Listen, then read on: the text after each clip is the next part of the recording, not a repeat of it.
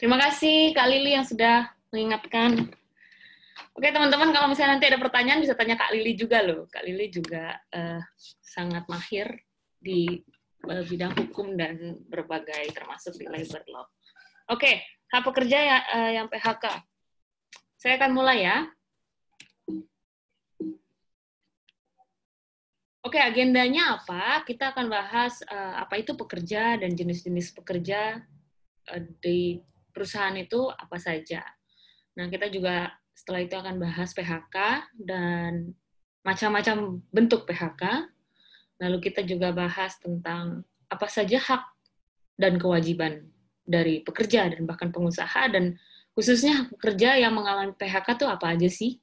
Dan kalau misalnya tidak sesuai, misalnya ada permasalahan, ada perbedaan pendapat, perselisihan, dan lain sebagainya, gimana menyelesaikannya, kita juga akan bahas prosedur dan penyelesaiannya, prosedur PHK-nya dan penyelesaiannya. Lalu kita di akhir akan latihan studi kasus terkait dengan ini. Nah, di situ kita akan sama-sama diskusi bersama-sama. Oke, move on. Oke, pekerja. Pekerja itu setiap orang yang bekerja dengan menerima upah atau imbalan dalam bentuk lain. So, basically, siapapun yang bekerja di suatu tempat dan menerima upah atau imbalan, jadi artinya tidak hanya upah yang disebut uang, tapi juga imbalan dalam bentuk lain, itu adalah pekerja. Artinya apa? Bahkan dalam definisi pekerja ini tidak disampaikan bahwa dia harus ada perjanjian misalnya. Selama dia menerima upah, dia bekerja. Dia adalah pekerja, gitu. Oke, itu noted dulu. Jadi, bisa nggak sih orang misalnya ngomong gitu, lu kerjain ini dong, gitu. Secara lisan doang, kerjain PPT gue dong, per bulan nanti gue kasih deh imbalan. Gue harus bantuin, lo harus bantuin gue nih ngajar misalnya, jadi dosen, terus butuh orang untuk bikin PPT-nya misalnya, kan cukup makan waktu, nanti gue bayar lu per bulan. Itu pekerja nggak? Itu pekerja. Sebenarnya begitu. Nah, apa sih bedanya pekerja yang ngomong secara langsung, lisan gitu, dengan yang memang tertulis gitu? Nah, oke, ini bedanya jenis-jenis atau bedanya tipe-tipe pekerja. Jadi ada, kalau berdasarkan perjanjian kerja, itu ada dua bentuk, yaitu PKWT dan PKWTT. PKWT itu perjanjian kerja dalam waktu tertentu. Sementara PKWTT perjanjian kerja dalam waktu tidak tertentu. Artinya yang pekerja yang sering dibilang, lu udah jadi pekerja tetap belum? Apa lu belum masih kontrak? Nah, PKWT itu yang sering dibilang kontrak. PKWTT itu yang tetap. Nah, apa sih bedanya? Nah, coba dilihat di layar ya. Ada beberapa yang saya tulis ini beberapa aja, mungkin ada lebih dari ini, tapi saya mau highlight ini. Jadi secara waktu itu berbeda. Yang PKWT tentunya dibatasi oleh waktu, misalnya perjanjian kerjanya itu selama 2 tahun. Nah, memang maksimal 2 tahun, lalu bisa diperpanjang gitu. Perpanjangnya juga terbatas, ada batasannya. Nah, dia hanya bisa berlangsung dalam jangka waktu si perjanjian tersebut. Atau selesainya pekerjaan. Jadi kalau misalnya dalam perjanjiannya bilang dia akan selesai selama pekerjaannya itu selesai, saat-saat artinya perjanjian kerjanya berakhir pada saat pekerjaannya selesai, ya sudah. Nah, itu sama juga dengan PKWT. Sementara PKWTT, tolong yang iseng nyoret-nyoret, saya mohon untuk tidak mengganggu ya. PKWTT itu nggak ada batasan waktunya. Nggak ada batasan waktunya, artinya dia bekerja di tempat tersebut, ya seterusnya, gitu, nggak dibatasi perjanjian kerja. Nah, kalau PKWT itu misalnya dalam hal diputus gitu ya, perjanjian kerjanya, PKWT yang nggak perlu melewati pengadilan hubungan industrial gitu. Saya harus mute lagi.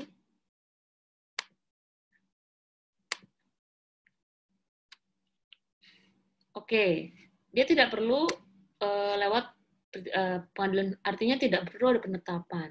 Nah, sementara PKWTT itu harus ada penetapan dari pengadilan hubungan industrial.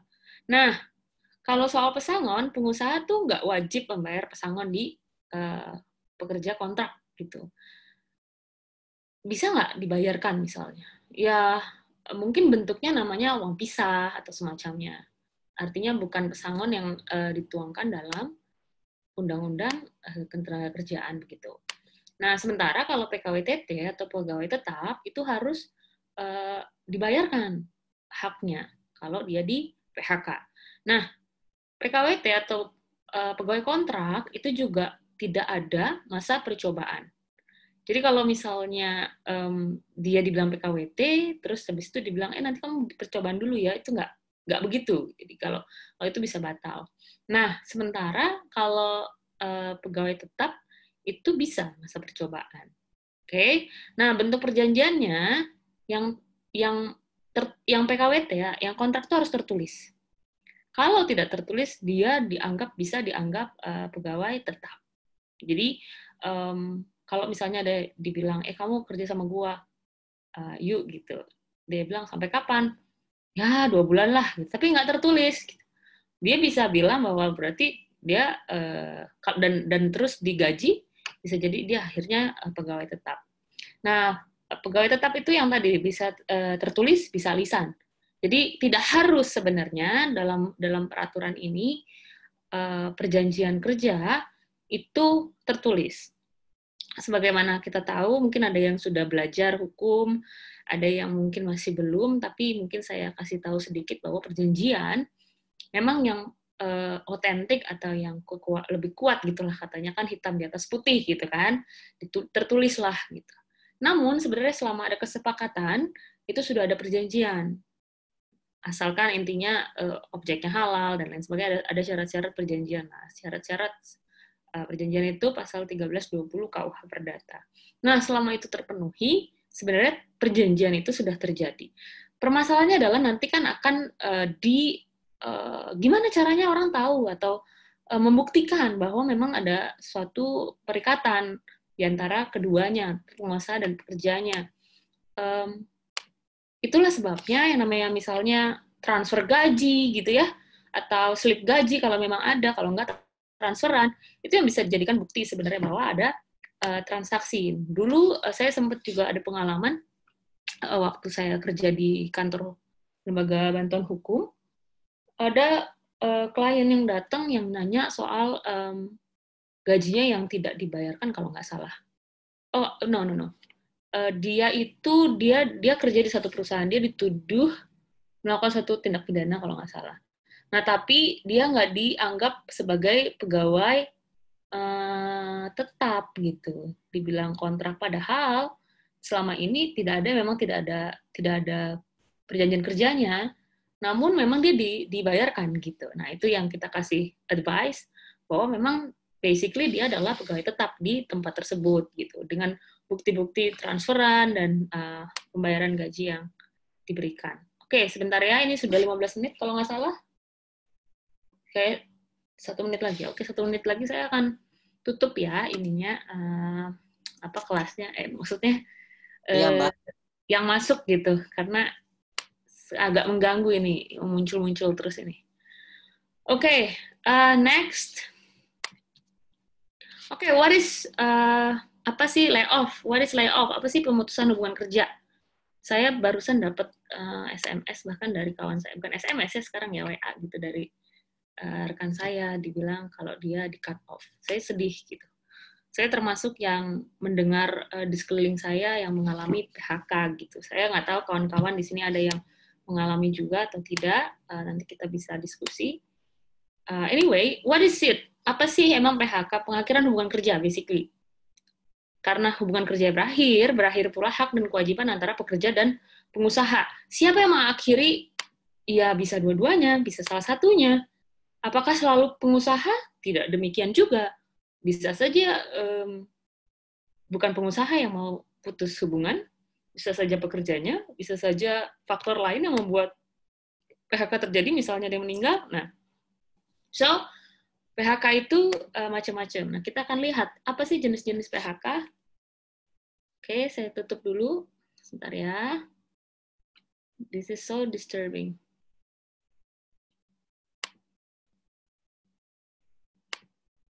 Kalau saya log meeting berarti sudah nggak ada ya, harusnya ya yang masuk ya.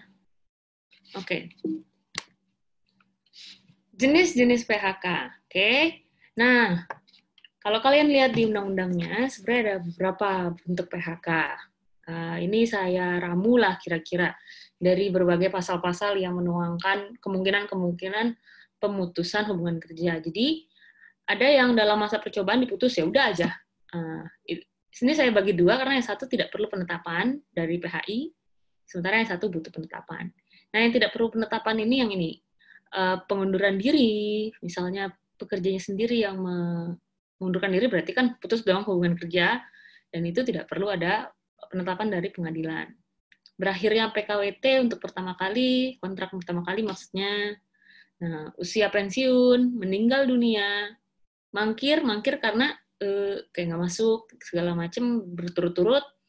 Nah, itu dikualifikasikan sebagai pengunduran diri, artinya tidak perlu ada penetapan juga, gitu. Ya. Nah, soal detailnya kalian bisa lihat sendiri di undang-undang. Nah, yang butuh penetapan itu yang seperti ini, yang di sebelah kanan. Kesalahan ringan, kesalahan berat, perusahaan tutup. Nah, perusahaan tutup nih, yang seperti sekarang lagi terjadi lah, perusahaan tutup itu dalam kondisi force major, kalau COVID sekarang mungkin bisa dibilang bahwa ini dalam force major, sehingga perusahaan harus tutup, tidak bisa berlangsung usahanya, sehingga harus berhenti dan harus mem-PHK gitu. Perusahaan tutup itu juga terkait efisiensi. Jadi perampingan juga bentuknya itu bisa masuk ke dalam alasan di PHK-nya karyawan. Lalu juga perubahan status, penggabungan peleburan atau perubahan kepemilikan perusahaan, pekerja ditahan oleh pihak yang berwajib, perusahaannya pailit, lalu atas permintaan pekerja, dan sakit berkepanjangan, cacar akibat kecelakaan kerja. Jadi, basically bentuk-bentuk PHK yang dimungkinkan itu yang seperti ini. Dan yang harus di-highlight atau yang harus diingat, bahwa PHK itu hanya dimungkinkan, selain yang sebelah kiri ya, artinya selain yang masa pengunduran diri dan lain sebagainya ini, yang di sebelah kanan lah pokoknya. Fokusnya itu harus ada penetapan PHI gitu. Nah, kalau nggak ada gimana? Ya sebenarnya nggak sah gitu kan. Jadinya oleh karena itu bisa diproses, kita masuk disengketakan lah kira-kira gitu. Nah, nanti kita bahas sengketa gimana. Nah, ini hak dan kewajiban pekerja ya. Basically pekerja mah haknya mendapatkan upah, sementara kalau pengusaha ya memberikan hak-haknya buruh tersebut atau pekerja tersebut dengan menaati aturan-aturan lainnya, termasuk tidak hanya undang-undang dan turunannya, tapi juga perjanjian kerja, PP, peraturan perusahaan, dan perjanjian bersama peraturan bersama, bertanggung jawab bersama pengusaha atas kemajuan perusahaan. Sorry, itu agak ada beberapa typo. Oke. Nah, pengusaha mendapatkan kontribusi yang optimal dan positif dari pekerja tentunya, haknya, dengan ini maksudnya adalah kewajibannya memberikan upah yang layak kepada pekerja, memberikan penghargaan kepada pekerja, memberikan jaminan atas keamanan, keselamatan, kesehatan, dan ketenangan pekerja, dan tidak melakukan diskriminasi kepada pekerjanya. Oke. Nah, kita masuk ke hak pekerja dalam kondisi PHK. Nah, di sini ada table yang menunjukkan perhitungan berdasarkan undang-undang ya. Jadi ini undang-undang kalau kalian baca di 156 itu terkait dengan uang pesangon. Nanti kalian juga baca jumlahnya berapa, misalnya kalau misalnya 5 tahun kerja, berapa dapatnya, gitu. Jadi punya formulanya masing-masing lah. Ini mungkin ini memudahkan perbandingan antara satu alasan PHK dengan satu alasan yang lainnya. Itu bedanya apa sih, berapa kalinya sih, yang mana yang dapat uang penggantian hak, yang mana yang dapat uang pisah, yang mana yang tidak, gitu. Saya tidak akan baca semuanya, teman-teman boleh lihat sendiri. Saya harap ini terbaca ya. Gitu. Oke. Next. Nah, ini prosedurnya. Jadi tadi kan dibilang kalau terjadi PHK. Nah, saya mau highlight juga satu hal bahwa PHK itu jalan terakhir. Rekan saya yang mentor juga sudah membahas terkait dengan PHK yang COVID ini di video yang lain. Nah, rekan-rekan boleh tonton, itu bagus sekali, bisa memperkaya pengetahuannya juga terkait dengan kondisi terkhusus yang sekarang itu bagaimana. Dan saya juga mau mengutip rekan saya tersebut bahwa memang diupayakan untuk tidak mem-PHK. Artinya PHK itu upaya terakhir. Jadi bisa diupayakan berbagai cara lah, kesepakatan berbagai cara untuk menyelesaikan di antara pengusaha dan pekerja tanpa mem-PHK sebenarnya gitu.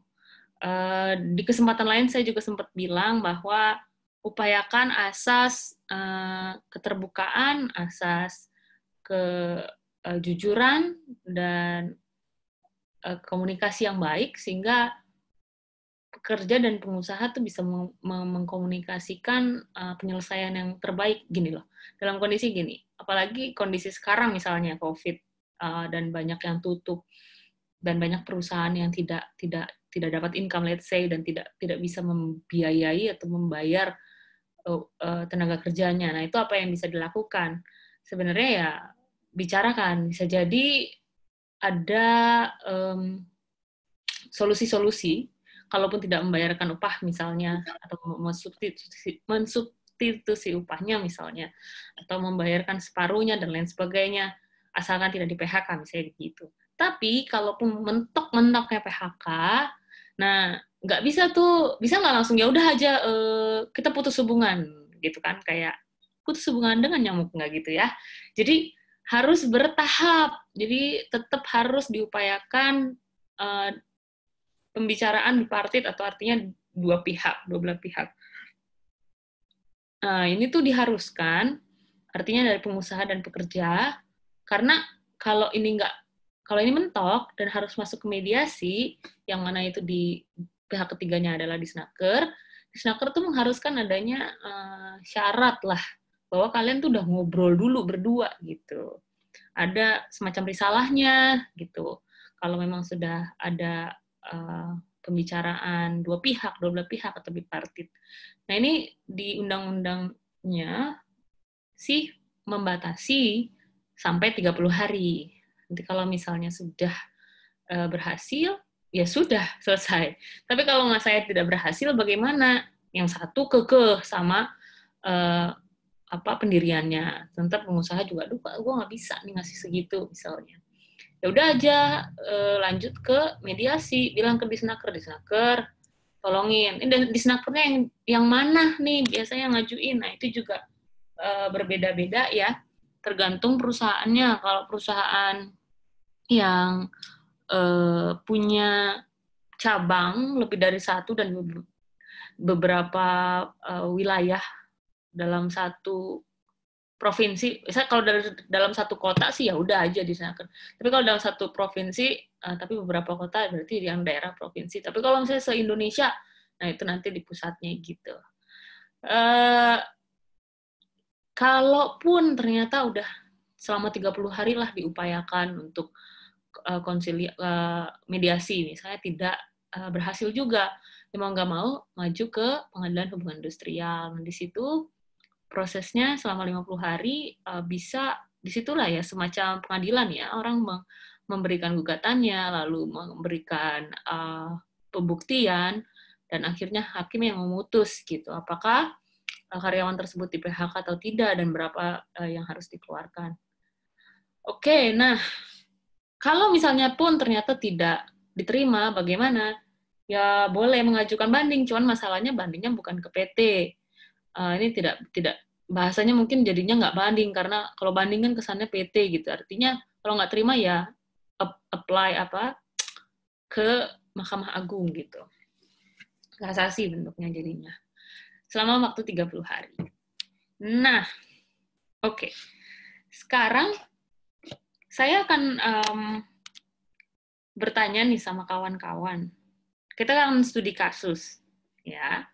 Kalau menurut kawan-kawan semua, bagaimana gitu? Saya sebentar ya. Jadi kasusnya begini, saya nggak tulis ya, udah saya ngomongin aja. Jadi ada orang yang di PHK, oke? Dia ini di PHK, sementara di peraturan perusahaan itu diatur pesangonnya itu di bawah dari pesangon yang tadi dituliskan di sini. Nah, dia itu di PHK karena perusahaan tutup kan, perusahaan tutup mana ya? Perusahaan tutup yang mana itu pasal 164 ya kan? Nah itu tuh dia mestinya dapat 2 kali pesangon kalau nggak salah. Terus penghargaan masa kerja dan uang penggantian hak gitu. Yang kalau nggak salah sama dengan ini deh. Melakukan efisiensi ini. Oke, nah perusahaan itu melakukan efisiensi. Jadi yang ini nih, mestinya yang nomor 10. Oke, nah tapi di PP-nya itu mengatur kurang dari itu. Artinya, let's say bahwa dia dapat uang pesangonnya 1 kali, atau kalaupun nggak 1 kali, mungkin meskipun 2 kali, mungkin akhirnya di uang penghargaan masa kerjanya yang nggak dapat lah. Misalnya kayak gitu. Nah, gimana menurut kawan-kawan? Apakah itu dimungkinkan? Oke, sekarang saya buat untuk unmute. Silakan, ada yang mau diskusi nggak? Terus dulu, nanti baru ada pertanyaan. Saya, Kak. Ya, ini bagaimana caranya ya? Saya mau berdiskusi, Kak. Ya, sebentar ya. Nama di grup aja Kak Bunga. Pilih sama Kak Bunga. Sorry? Saya. Stop share. Stop share. Oh, tanya, Kak. Saya. Oke. Gimana? Siapa yang mau sharing? Saya, Kak, sharing. Siapa ya? Angkat tangan. Oke. Saya, Kak. Maruli. Siapa panggilannya apa? Ya, Maruli aja, Kak. Silakan Maruli. Ya, jadi kemarin saya ada melaksanakan diskusi hak pekerja dan PHK, pemotongan upahnya seperti itu, Kak. Jadi kami juga mendiskusikan gimana nih solusinya bagi kaum saudara kita, kaum buruh, untuk menyelesaikan masalah buruh saat ini, di mana mereka itu banyak yang di PHK, banyak yang dipotong upah, dan ini malah memiskinkan mereka, membuat hidup mereka sangat susah. Jadi hasil diskusi kami itu ada beberapa cara gitu. Yang pertama itu si pihak pengusahanya ini melakukan penangguhan upah. Artinya upah itu dibayar sedikit, mereka itu nggak di PHK. Artinya mereka tetap ada kepastian, ada uangnya lah. Itu yang pertama. Yang kedua, si pengusaha itu dilakukan penundaan pajak oleh pemerintah. Itu yang kedua. Nah, yang ketiga itu terhadap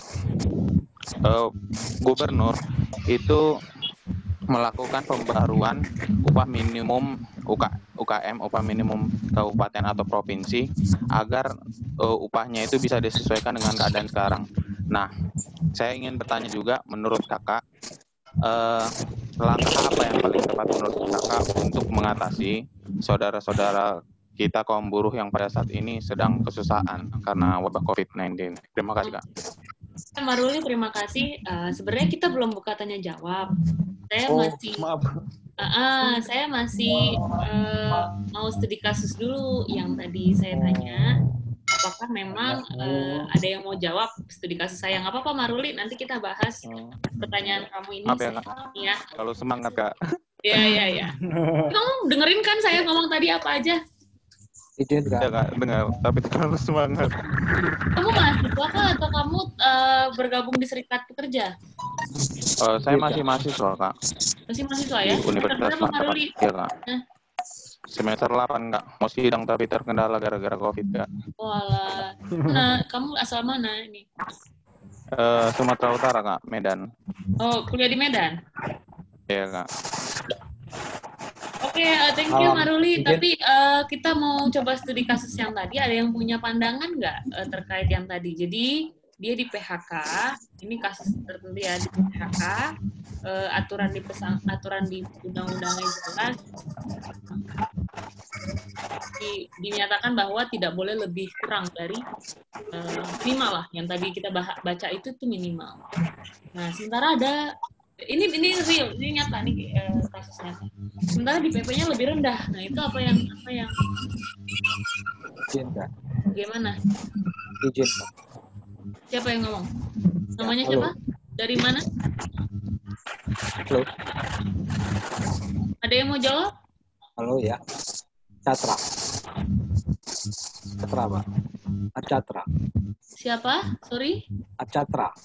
Acatra? Oh, Ya. Acatra. Oke. Acatra asal dari kampus mana? Saya dari BUMN, Pak.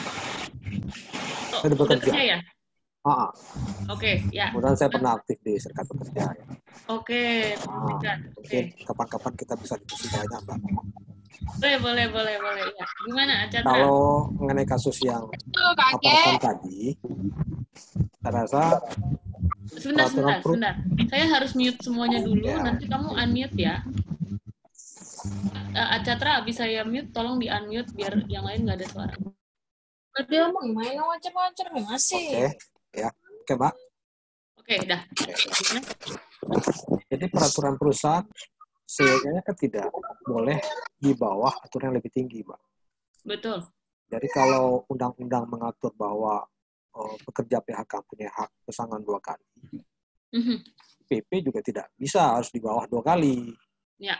Kecuali ada penetapan mengatakan bahwa misalnya perusahaan itu dalam bermasalah, misalnya pilot dan sebagainya. Ya. Harus begitu, Pak. Baik. Kemungkinan ada, kan itu udah jelas ya, aturannya begitu. Terus PP-nya kok bisa dia bisa di bawah undang-undang? Ada yang tahu nggak kira-kira? What's the problem then? Apa masalahnya kok bisa demikian? Ya gini, Mbak. Kadang-kadang kan peraturan perusahaan itu kan berlaku hanya di internal perusahaan. Oke. Lain dengan PKB ya. PKB itu kan didaftarkan di Departemen Tenaga Kerja. Kalau PP kan hanya berlaku di internal perusahaan dan tidak dalam monitoring. Apakah Acatra yakin bahwa PP tidak? Yakin. Karena ada aturannya bahwa PP itu harusnya disahkan. PP harus disahkan ya? Saya rasa kalau PP disahkan, PKB yang didaftarkan. Jadi mestinya memang pihak Disnaker atau yang pejabat yang memeriksa mestinya melihat. Jadi kalau itu terjadi, bisa jadi yang masalah selain perusahaannya, kita bisa tarik pejabatnya atau Disnakernya misalnya dalam hal ini yang mengesahkan gitu. Jadi itu salah satu hal yang ternyata masih terjadi meskipun di undang-undangnya sudah jelas dibilang tidak boleh kurang dari itu, dan masih ada aja yang memungkinkan itu terjadi meskipun harus melewati berbagai proses sebenarnya gitu. Terima kasih Acatra. Oke, sama. Lalu kita baru buka sama tanya jawab. Nah, tadi Maruli sudah bertanya hasil dari diskusinya dengan kondisi yang sekarang terjadi. Selain Maruli, ada yang mau tanya lagi? Saya mungkin kumpulkan dulu sebagian, lalu saya akan jawab bersamaan. Dan ini terbuka untuk diskusi ya, kayak Catra tadi kasih masukan, that's really good gitu. Maruli juga tadi udah ngasih masukan. Kalau yang lain juga punya pandangan, sangat boleh untuk berbagi. Silakan, ada lagi, ini ada 3 orang yang angkat tangan. Sebentar, saya lihat yang pertama. Ini kayak orang-orang yang kemarin nih saya ketemu. Oke, ya udah. Yogi dulu deh. Gimana Yogi? Halo Mbak. Halo. Nggak usah hidupin kamera ya karena lagi. Ya enggak apa-apa.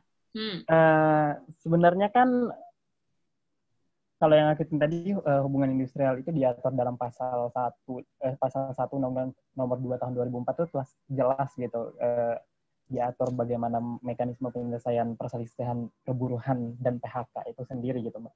Tapi pada kenyataannya juga aku banyak juga memiliki teman-teman aktivis buruh, serikat buruh dan segala macam, termasuk teman-teman di LBH gitu. Kebanyakan kok penyelesaian hubungan industrial ini tidak banyak untuk dipakai. Lebih banyak ke pergerakan tidak banyak dipakai gitu Mbak, tidak banyak ditempuh oleh teman-teman buruh gitu. Aku ngelihatnya lebih banyak ke pergerakan buruhnya. Oke, lo PHK kita gitu, perusahaan PHK kita. Oke, nggak apa-apa, kita demo gitu, perusahaannya berhenti, produksinya berhenti, dan ekonomi lo bakal berhenti gitu. Itu gimana Mbak, menurut pandangan Mbak gitu? Thank you Mbak. Oke. Gimana pandangan saya ya? Kamu pasti punya pandangan sendiri. Oke. Next. Arya Indra Darmawan. Kamu panggilannya siapa ya? Kemarin juga ada nanya ya. Indra atau Arya? Arya, Mbak. Arya. Ya, Arya. Silakan ya, Arya. Tadi saya sebenarnya tertarik sih Mbak sama studi kasus yang Mbak kemukakan. Iya. Tapi jawaban saya itu ini Mbak, PP tadi itu tidak boleh di bawah pemerintah. Oke.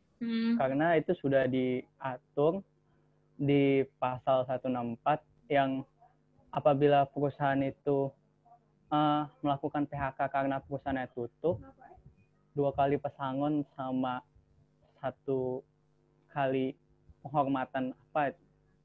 Tapi yang saya ingin tanyakan di sini, mungkin ini ada alasan lain nggak Mbak? Misalkan yang membolehkan PP tersebut di bawah ketentuan pemerintah. Tapi tadi itu terkait tadi kasus ya Mbak. Tapi pertanyaan saya lebih concern ke ini Mbak. Jadi saya itu punya kakak. Kakak saya kerja, tapi dia digaji, dia tetap. Tapi dia digaji nggak sesuai dengan UMP yang berlaku. Oke. Nah itu gimana ya Mbak? Apakah perusahaan itu bisa dituntut atau gimana penyelesaiannya? Oke. Terima kasih. Terima kasih, Arya. Yang lain? Udah 3 deh. Udah dulu ya. Oke. Harusnya tadi saya disclaimer, sekarang saya disclaimer ya.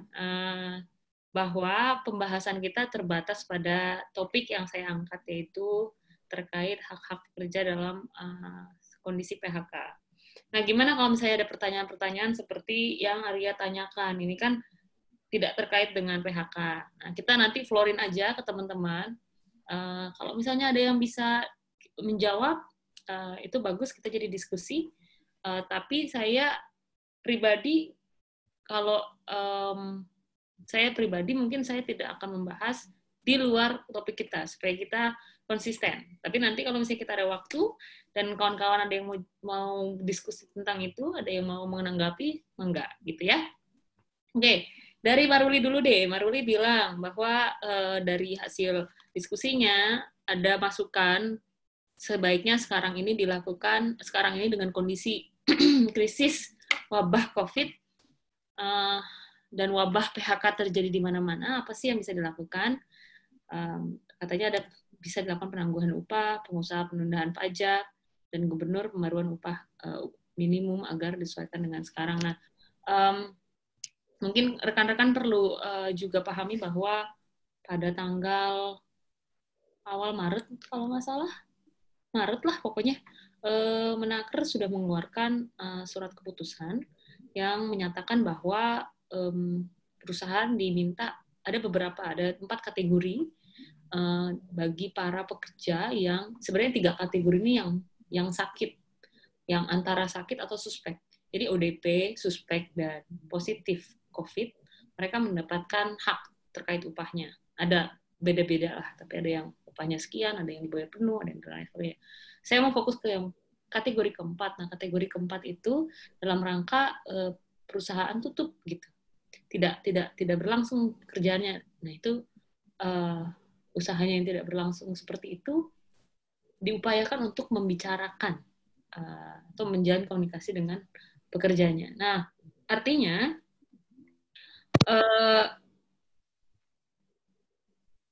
upaya-upaya lain selain PHK itu harus dikedepankan, bisa dibilang gitu. Makanya kenapa rekomendasi-rekomendasi yang mungkin Maruli sampaikan itu baik adanya.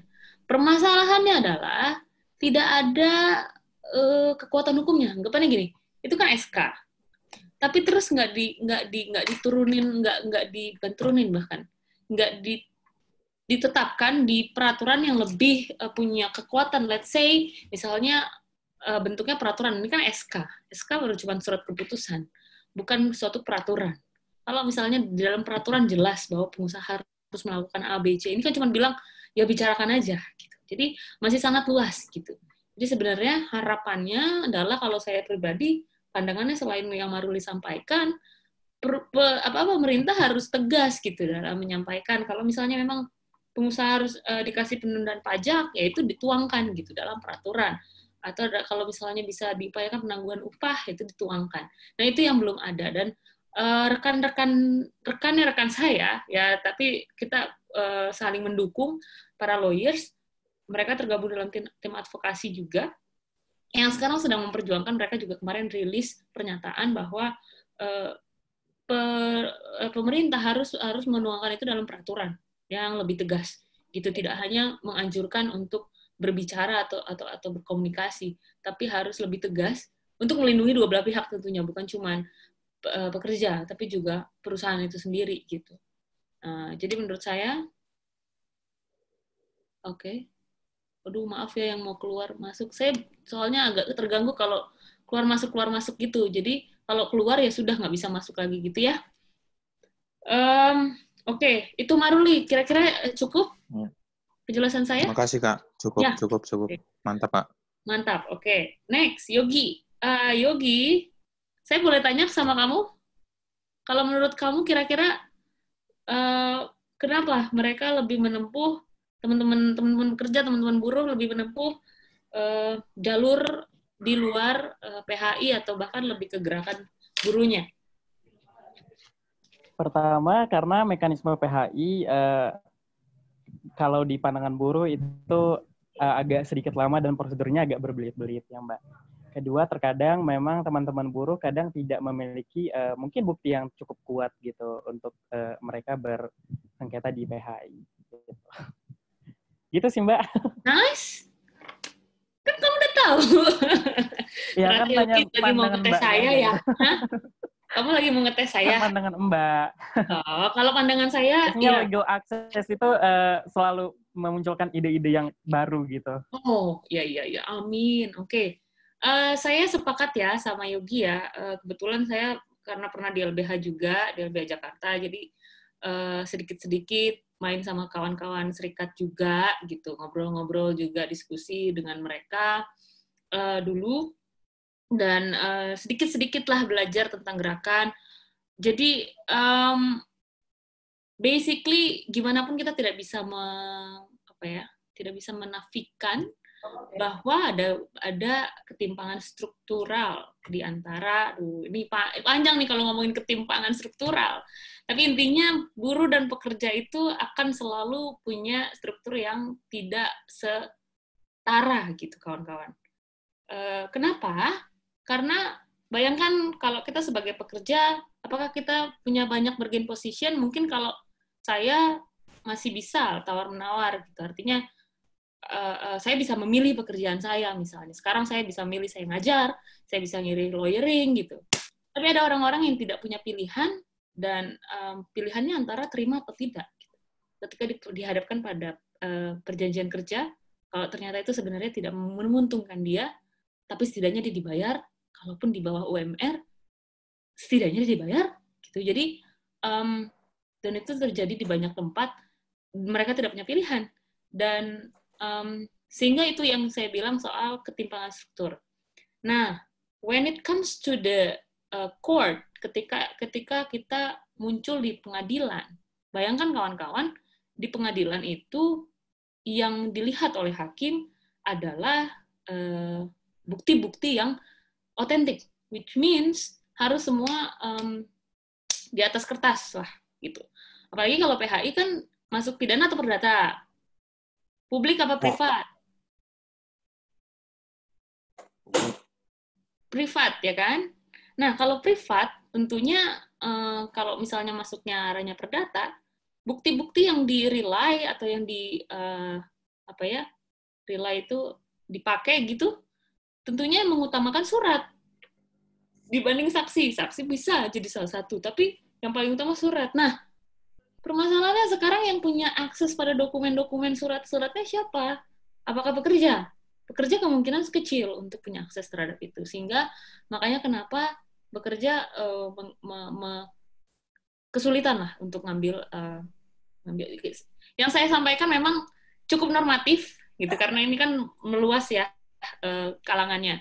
Namun yang saya sampaikan barusan itu lebih di luar normatif, di dalam praktek memang karena kondisinya tidak seideal yang tertulis dalam undang-undang dan seideal yang mungkin kita pelajari di kampus, sehingga banyak strategi lain yang lebih dipilih sehingga dianggap lebih efektif mungkin. Gitu. Kalau saya tidak bisa bilang mana yang lebih baik, tapi mungkin bisa dibilang itu alasan kenapa kawan-kawan serikat, kawan-kawan kerja lebih memilih untuk tidak masuk ke PHI. Karena mereka kemungkinan akan sulit untuk akses, mereka kemungkinan kalahnya jadinya lebih besar. Ada nggak yang masuk? Ada. Saya pernah dampingi juga. Jadi, ya itu pilihan sih. Oke? Yogi, is that enough? Oke, thank you, Mbak. Sama-sama. Oke. Apa lagi tadi? Arya tadi tanya soal kakaknya yang tidak dibayar UMP. Ada yang mau kasih tanggapan? Terkait pembayaran upah di bawah UMP. Ini yang angkat tangan mau nanya apa mau jawab nih? Hah? Mau jawab? Mau jawab kok bisa di-unmute kok. Jadi bisa ngomong. Diklik, ditekan aja kirinya. Ya, Calu mau jawab? Kalau di bawah gaji di bawah UMP gimana? Nggak boleh. Hah? Nggak boleh. Silakan. Jawabnya bagaimana?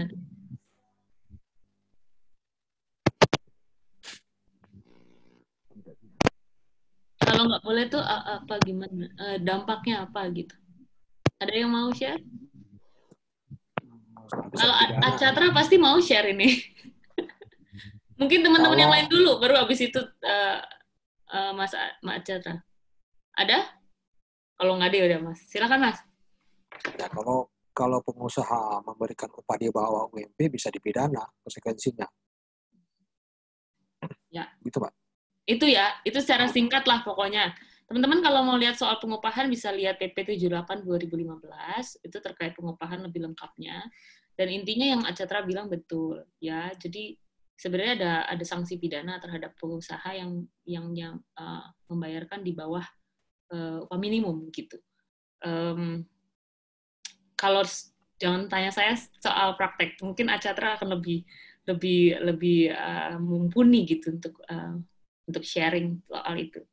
Tapi karena ini topik kita tidak terkait pengupahan, kita lebih ngomongin soal PHK dan hak PHK-nya. So, saya harap itu cukup untuk menjawab Arya. Gak apa-apa? Nanti kita diskusi di lain waktu terkait hal yang kamu tanyakan. Mungkin ada kesempatan lain ya? Oke, Mbak. Makasih, Mbak. Sama-sama. Oke, waktu kita masih ada nggak ya? Kita masih ada 9 menit lagi, sekitar 10 menit lah, let's say. Mungkin ada 2 pertanyaan lagi yang mau menyampaikan. Tadi ada yang angkat tangan sih. Silakan, Mbak Hana, mau dong yang perempuan. Dari kemarin-kemarin tuh nggak ada perempuan, saya sedih loh. Perempuan tuh harus empowered gitu. Ya, Mbak Hana mana? Nah, halo Hana. Ya, saya dari mana mendengar. Asalnya? Dari Semarang. Dari Semarang, Kak. Semarang, kuliah? Baru lulus.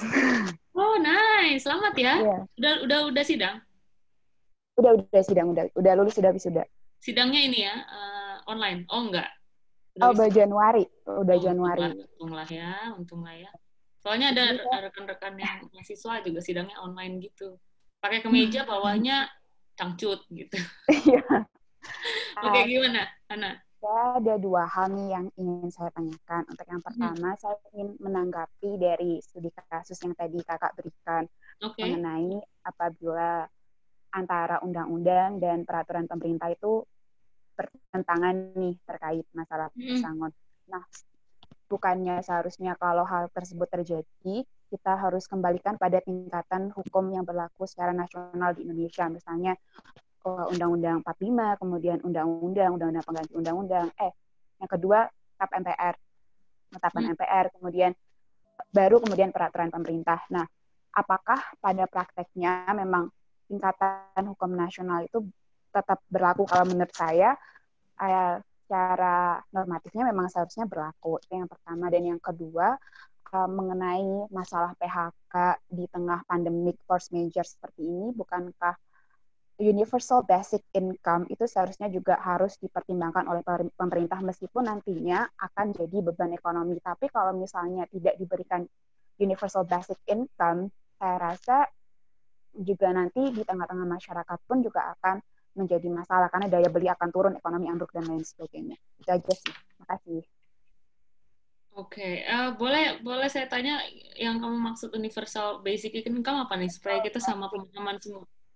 Misalnya universal basic income itu kan sudah diberlakukan di beberapa negara, terutama di negara maju sebagai subsidi silang. Misalnya, contohnya dengan adanya otomasi industri 4.0 kan tenaga kerja banyak yang dirumahkan, banyak juga terjadi PHK. Makanya pemerintah melakukan subsidi melalui pajak robot dan pajak artificial intelligence yang kemudian nanti akan disalurkan kepada korban-korban PHK karena adanya suatu pengganti gitu loh. Nah, kalau misalnya ini sebenarnya nggak apple to apple sih untuk diterapkan, cuma itu sebagai enlightenment yang paling mudah aja sih terkait universal basic income. Tapi kalau misalnya banyak perusahaan yang nanti akan melakukan penundaan pembayaran, seperti surat edaran yang baru keluar terkait COVID, ini kan beberapa perusahaan banyak yang merumahkan, pesangonnya juga belum dibayar di bawah standar, ada juga yang gajinya ditunda. Nah itu kan gimana ya, kalau semua orang mengalami hal tersebut kan nanti otomatis daya beli masyarakat itu juga akan turun gitu loh Mbak. Itu sih pandangan saya aja. Gitu. Ya. Apakah? Ya, oke. Ya, terima kasih. Oke, terima kasih Hana. Mungkin Hana sebenarnya lebih ke masukan ya buat pemerintah. Is that what you mean? Maksudnya kayak kemungkinannya gitu nggak? Kayak dari... Apakah ada kemungkinan pemerintah... What's your question actually? Apakah ada kira-kira ya, mungkin juga teman-teman bisa menjawab kemungkinan adanya universal basic income sebagai salah satu solusi dengan di tengah adanya pandemi seperti ini. Oke, apakah pemerintah Indonesia mungkin memberikan universal basic income gitu ya dalam sebagai kondisi salah ini satu gitu ya? Solusi gitu loh untuk salah satu solusi gitu ya. Oke, thank you Hana. Ya. Ada lagi? Hana dari Semarang tadi. Tadi ada yang tunjuk tangan. Calu apa Roni nih? Roni dulu deh. Calu kemarin udah nanya. Roni, coba sampaikan apa kamu dari mana? Terus pertanyaannya apa? Ya Mbak, terima kasih. Saya dari Bekasi Mbak. Halo Bekasi. Ya. Gimana Bekasi PSBB? Ada yang beda nggak? Ya seperti biasanya sih Mbak, masih ramai juga sih. Ramai aja ya? Tetap macet ya? Nggak macet sih, tapi lumayan udah agak lenggang gitu sih. Oke. Terus pertanyaannya apa nih Roni? Saya mau nanya, sebenarnya ini terkait ini juga sih Mbak, hak pekerja juga. Paman saya pernah kerja di suatu perusahaan gitu kan. Nah, jadi selama paman saya ini kerja sampai pensiun, pihak dari perusahaannya tidak memberikan uang BPJS, asuransi uang BPJS dari perusahaan. Nah, sampai paman saya meninggal, perusahaan juga tidak memberikan haknya itu gitu loh. Nah, terkait dengan hal itu, apa sih Mbak maksudnya hal yang bisa dilakukan biar bisa mengklaim itu dari perusahaannya itu gitu? Oke. Thank you Roni. Ini udah kita kayak konsultasi online. Enggak, kebetulan aja sih Mbak, saya juga ngikut. Ini kakak kamu beneran asli? Iya Mbak. Kandung? Iya Mbak, paman saya kandung ya. Waduh, saya turut berbelasungkawa ya atas apa yang terjadi Roni. Nanti kita coba bahas ya. Kalau kita bisa bahas di waktu kita yang terbatas ini. Oke, terkait Hana, tadi mungkin kita bahas sedikit terkait dia bilang soal tingkatan peraturan. Jadi sebenarnya tadi saya ngomong PP itu maksudnya peraturan perusahaan ya, clarify. Kalau ada yang mikir PP itu maksudnya peraturan pemerintah, itu bukan. Jadi kalau peraturan kok beda, PP artinya peraturan perusahaannya yang diberlakukan secara internal di perusahaan untuk pekerja-pekerjanya itu aturannya di bawah dari undang-undang terkait dengan pesangonnya itu bagaimana.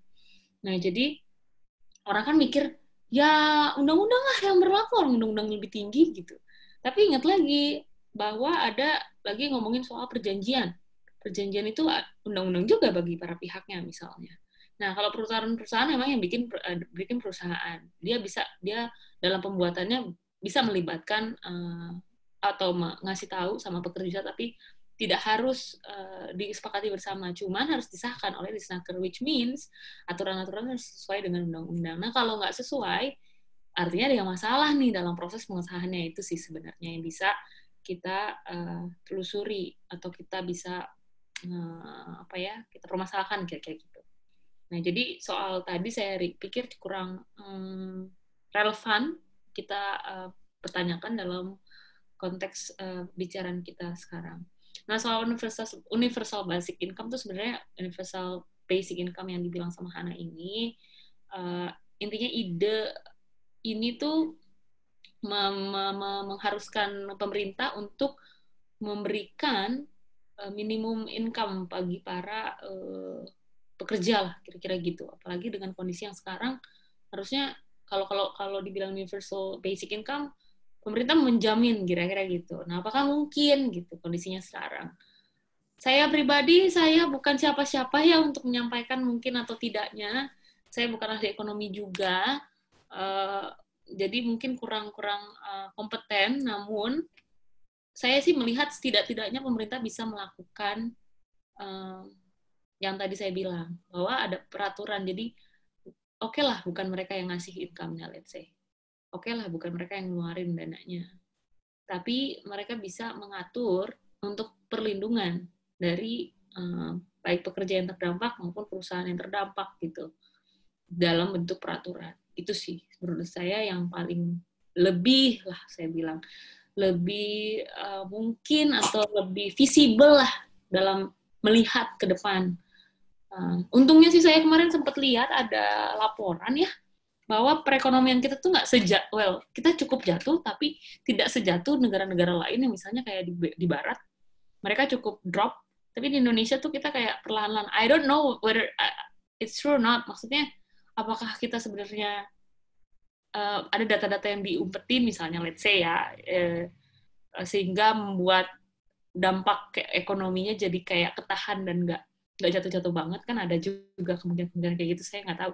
Tapi apapun itu, dilihat secara makro, secara luas, itu perekonomian kita tuh masih bisa cukup nggak jeblok banget gitu, masih bisa agak bertahan. Khususnya nih, perusahaan-perusahaan besar. Sebenarnya perusahaan-perusahaan besar tuh nggak mungkin lah sebulan 2 bulan tuh nggak bisa habis banget asetnya gitu. Dianggap bahwa mestinya mereka bisa ambil bagian gitu untuk dampak ini gitu. Kira-kira seperti itu. Hana, gimana Hana? Is that enough? Karena kita harus move on. Udah jam 9. Oke, move on ke Roni. Roni yang tadi share, thank you for sharing yang dialami sama pamannya. Saya cukup ya sedih juga dengan apa yang dialami. Kalau terjadi, saya pikir yang namanya meninggal, memang yang terdampak tentunya adalah keluarga gitu. Saya sebenarnya kalau ngomongin penyelesaian sengketa akan selalu mengupayakan yang namanya ADR, Alternative Dispute Resolution. Artinya itu adalah di luar penyelesaian sengketa di luar pengadilan. Jadi kita orang hukum, meskipun kita orang hukum, mau kita orang hukum mau tidak, hindarilah, ya termasuk tadi Yogi nanya kenapa sih nggak ke PHI, karena pengadilan itu capeknya tuh nggak cuman effort, semuanya gitu, uang dan lain sebagainya, dan hasilnya pun belum tentu win-win solution. Jadi ada baiknya kalau yang pertama saya arahkan sih nggak gerak sendiri. Kalian bisa misalnya kontak LBH Jakarta misalnya. Kalau tinggalnya di Jakarta itu bisa paling dekat. Mereka cukup fokus dalam isu buruh atau bekerja. Nah, bisa konsultasi ke sana dan minta tolong bantuan. Mereka biasanya bisa, setidaknya kalaupun tidak didampingi misalnya ya, mereka bisa memberikan misalnya bantuan menyurati dan lain sebagainya. Jadi atau seminim-minimnya adalah kasih advice apa saja yang harus dilakukan gitu. Kalau saya mungkin sekarang karena kita bukan lagi dalam ruang konsultasi, kita lagi dalam belajar bersama gitu. Dan sebenarnya ini juga bukan topik yang saya fokuskan pada malam ini. Jadi saya sih lebih mengarahkan sebenarnya ke bidang yang misalnya LBH atau bantuan hukum lah untuk membantu menolong ini. Karena kalau asuransi apakah harus, kan di dalam undang-undang juga mestinya sudah menjadi satu kewajiban. Artinya kalau misalnya tidak diberikan, ada yang salah gitu, ada yang dilanggar. Nah, selain itu bahkan meninggal mestinya kan kalau di asuransi kan tentunya dapat kompensasi ya tuh yang terkait hasil dari ya asuransinya tersebut gitu. Nah, itu kan harus dibayarkan gitu. Nah, masalahnya karena tidak didaftarkan dan lain sebagainya, tentunya tidak ada. Nah, itu kan ada kerugian. Kalau mentok-mentoknya sampai akhirnya ini udah diomongin nih, pengusahanya mesti nggak mau ngasih haknya gitu, meskipun sudah meninggal kan, tapi kan kejadian itu sebelumnya. Itu ya udah gugat aja ke pengadilan. Bisa kalau PHI kayaknya agak nanti takutnya di NO, mendingan perdata aja. Kalau perdata mungkin akan lebih luas. Kalau saran saya sih gitu. Tapi kan mungkin akan berbeda-beda setiap lawyer. Kamu kalau saran saya lagi lebih baik pihak keluarga datang ke lembaga bantuan hukum gitu untuk dapat bantuan konkret gitu, langsung bisa dilaksanakan. Gimana Roni? Baik Mbak, terima kasih. Intinya saya jadi konsultasi. Ya, tapi cukup ya. Artinya kamu bisa tahu apa yang harus kamu lakukan gitu ya? Iya. Soalnya kemarin kayak bingung gitu apakah harus ke disnaker atau kayak digugat ke PHI gitu, bingung juga sih Mbak. Iya, makanya saran saya itu lebih baik kamu karena kalau kamu ke LBH itu kan nggak dipungut biaya, ke konsultasi juga gratis, dan kalaupun didampingi juga gratis gitu. Jangan takut harus bayar gitu. Ya? Baik, Oke? Mbak. Terima kasih Mbak. Oke. Ya, terima kasih. Saya pikir cukup. Ini waktunya juga sudah habis. Terima kasih Mas Acatra, teman-teman Yogi yang sudah nanya, ada Maruli, Arya, Hana, Roni, dan kawan-kawan semua yang sudah hadir.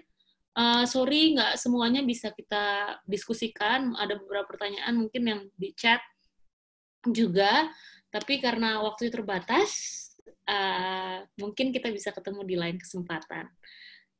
Nama saya Bunga Meisa Siagian. Ya, nanti kita ketemu lagi di lain kesempatan. Saya nggak tahu, kayaknya ada gathering hari Minggu. Jangan lupa pada datang. Ya datangnya tentunya di Zoom ya. Semoga kita bisa ketemu lagi. Asalnya dari mana? Waduh, jadi panjang nih. Sebentar, ini kita recordnya selesaiin dulu ya. Nanti saya dimarahin sama Bu Bos. Udah